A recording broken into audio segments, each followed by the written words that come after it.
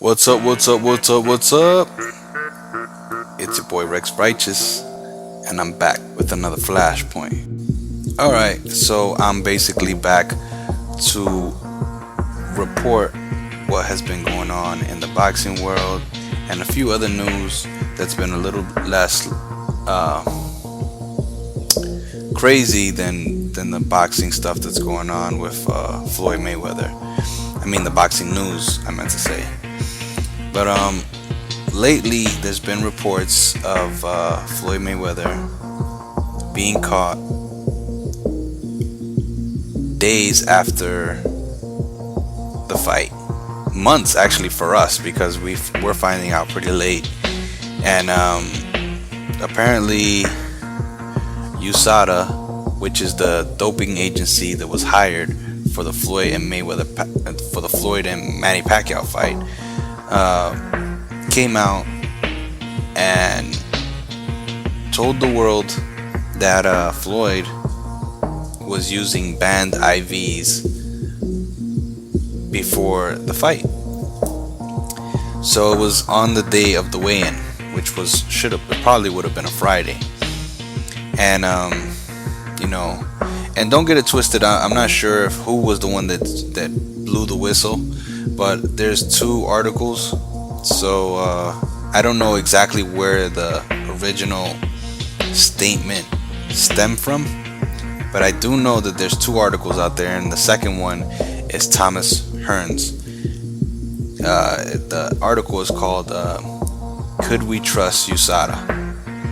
which is a doping agency that checks to see if guys are on steroids before a fight. They're usually operate under WADA policies. So, there's major, which is the ones that create, that basically are side by side by the Nevada Commission and all the other commissions that are state by state and basically abide by the law.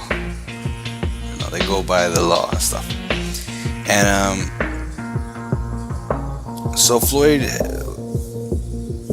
the story came out late, but I guess he was caught in his house using an IV, and there was supposedly vitamins and saline, and there was nothing bad going on. That's Floyd Mayweather's story. That's USADA's story, because USADA didn't even take anything. It almost made it seem like it was like a rat that came out and said this. It was almost like a person just basically said, oh, we saw this, and we didn't say anything, but now we're gonna talk about it. And they basically exempted Floyd from getting in trouble when it comes to USADA. So then he didn't even get a slap on the wrist from USADA. And there's tons of history with USADA. But I just wanted to quickly rant about it, because in my flashpoints I like to quickly make points about what's going on in the world at the time. And it's mainly usually about sports, movies, or video games. And man, I gotta say, like, on a quick note, I really did not expect this to happen in this manner. I always thought it was fishy about the Mayweather Pacquiao event. I never thought that it was gonna end up like this. I thought they were really gonna fight, but I always thought it was fishy that that it wasn't more tightly ran. There's more history on USADA. If you read up on them, you know a little bit about the things that they do, the things that they let slide and stuff like that. And I'm basically gonna say, look them up. That's why I'm making this chapter of this video on Floyd, is basically letting you guys know, my viewers, my listeners, to go read up on it. Because if you want to know more about boxing, or if you want to know about what's being said, read up on it, instead of taking a side and just saying, oh, I don't think Floyd uses steroids, or oh, I don't I think Floyd is a steroid freak, and he's always been a liar and a cheater. Go check it out. Go read for yourself. Don't take the word of anybody. You can take my word, because I'm always gonna try to come with the facts. But at the end of the day, we're all humans. We all make mistakes, and you should go and read up on it. But my take is, I'm pretty surprised that it came out like this. And the last thing I want to say about this is, if anybody had to do with this news coming out,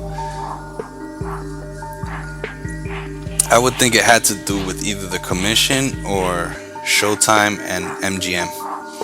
I think they were either tired of him, or they were really not liking the fact that his fight isn't selling right now. They're probably pissed off that he's making Floyd sometimes can make a mockery of something. He can make it seem like he's doing everything good, but in the background, people are like, I wish things were like this, or I wish things were like that. So they'll start snitching, or they start calling reporters and stuff like that. And if you don't think that this is a big deal, to the people that think that this is not a big deal, go and check on ESPN Dan Rayfield's last conversation he had with ESPN when he speaks on this topic, because he even said that it is extremely dangerous for the sport in general. And that's all I care about, is the boxing sport. But listen, go check it out. If you don't believe me, go check it out. Do your homework. I'll add some links in here in the description, and let's see where this goes, because when it comes to this right here, this has nothing to do with Pacquiao, but at the same time, it does. So that's all I'm gonna say about that. So in other news, Serena Williams loses at the US Open to a player by the name of Vinci. And her last couple of games, she didn't seem all there. She's been very emotional lately, and supposedly there's been tweets coming out, memes and stuff of people messing with her, trying to say that it's Drake's fault. It's crazy. This girl sounds like she won with a 3-set victory to reach the finals. You know what I mean? So it's a pretty big win on her part. It's saying here on Bleacher Report that the loss, one of the most stunning in major tennis history, ends Williams' pursuit of the first calendar Grand Slam since 1988. It's crazy, because I was actually following what was going on. I didn't get to watch the game. It slipped my mind to watch the game because I'm not big on tennis, but I did watch her versus Venus, and she struggled. She struggled. Like, honestly, I really believe that she has more talent than she's been showing lately, and her mind is really somewhere else. You know what I mean? And people are shocked. There's people shocked, man. They can't believe it, because Serena is a champion. She is a true winner. She's very athletic, and she's sharp as hell when it comes to getting those W's. I can't believe she lost like this. Richard D something. I guess he's like important to the tennis world. He says, as a tennis watcher, Roberto Vinci beating Serena today would be double the shock as Douglas over Tyson.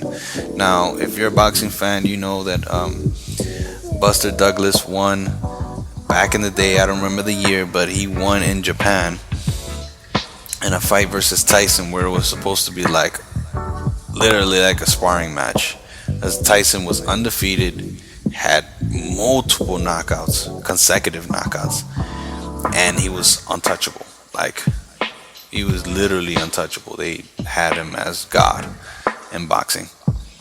And Buster Douglas came through, and he didn't come through in a lucky punch. He put it to Tyson. He beat him, and he showed him that when someone's hungry, you don't just mess around and not train and stuff like that. And that's what was going on with Tyson. Similar thing here with Serena. I'm sure she's going through something. She's also had some surgery in the last few years, so it's not just like, oh well, Serena will bounce back and all this. This is a huge loss. I mean, she was supposed to be going into the finals. So I don't know. You guys don't watch tennis? That's cool with me. I'm not trying to, force you guys to, watch tennis, or I'm not trying to say, why don't you guys watch tennis or anything like that. I just wanted to watch it because I know Serena was, in New York playing her butt off and doing her thing. Plus, I just watched a documentary on Netflix of her and her sister, so I was kind of hyped to see what was gonna happen after their game. And I'm pretty shocked that Serena lost like this. I'm gonna follow her now. Like, I'm really gonna follow her and see where this goes from here. If you guys have any info on tennis or Serena or any of the final games in the US Open, I am definitely interested. I kind of like that sport. I always liked it, but I never followed it as much, so I don't know all the players as well. But hit me up and see if we got any tennis fans out there.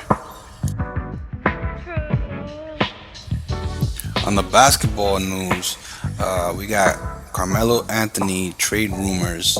That is a big rumor in the NBA right now. Besides that, all there is whispers about what are the Knicks gonna do. People are talking about the Lakers. They're talking about OKC. They're talking about the Heat. They're talking about the Suns. Talking about several different teams. A lot of people reporting. Stephen A. Smith on ESPN says, I know for a fact that Carmelo Anthony has been and will continue to recruit Kevin Durant until the cows come home. I'm also hearing that Kevin Durant is giving the New York Knicks consideration. Alright, so there's another thing going on too, is that Kevin Durant is being pursued by the Knicks and by Carmelo Anthony. What is the final take when it comes to the Knicks? Who knows? Because they haven't had consistency in a long time. And I say this because I'm from New York. So I root for them, but at the same time, I don't believe in the Knicks until I see something. And years have gone by where they don't stay consistent, and all their players run away from their team and become popular somewhere else, and people are like, wow, this guy's good. I'm like, oh yeah, he was good, but did they try to build around them? No. Did they try to pay them the big bucks? No. They pay the big bucks to the big talent, and then the big talent either gets injured or starts running amok like Strawberry, or they just, I don't know, they go crazy, or they just don't play anymore. They stop playing, they start drinking, they start doing crazy stuff, taking pictures with Rihanna like J.R. Smith. I mean, all in the same breath, I love the Knicks. Love the Knicks. I love my New York teams, but it's out of control. Here it says, in an article outlining potential trade partners for Phoenix Suns forward Markieff Morris and Zach Lowe of Grantland wrote that the Knicks aren't yet ready to engage in a trade talks for Anthony, but they are getting closer. So the rumors are confusing. I don't know if it's for Kevin Durant. I don't know if they just want to get Kevin Durant on their team. I don't know what's going to happen. There's still a lot of time left, and the NBA season will be starting soon. So let me know if you're excited for that. I'm definitely excited. I already pre-ordered NBA 2K, and I'm trying to see if I could get NBA TV, which is super important in my life. So, hit me up, let me know, comment.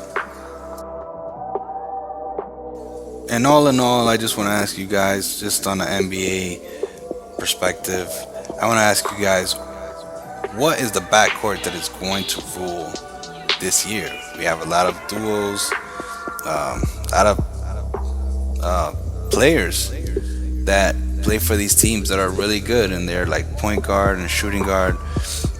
What do you guys think? Do you like the Splash Brothers? Do you like my team? D Wade and Dragic. Do you like that? What do you prefer?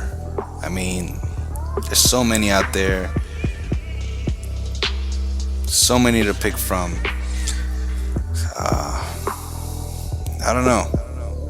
I really think it's a good question to ask because a lot of people have been asking this question in the forum. Shout out to Hoop Society. You still got the Derrick Rose and Butler duo. You still got DeRozan, and I forgot that one point guard's name, but he's really good. You got John Wall and Beal. You got James Harden. There's tons of teams to pick from that have a point guard shooting guard duo, and they're usually pretty fast and good. I'm sure Chris Paul is in the talk as well. But there's rookies and stuff. We might be missing out on some rookies. But if you don't know, I have a forum on Facebook. It's called Hoop Society. It's a basketball forum. Hit me up on Facebook, Rafael Calvo, R.Calvo29. And I'll see you then. Thanks for listening. And you already know, it's your boy Rex Righteous. Peace.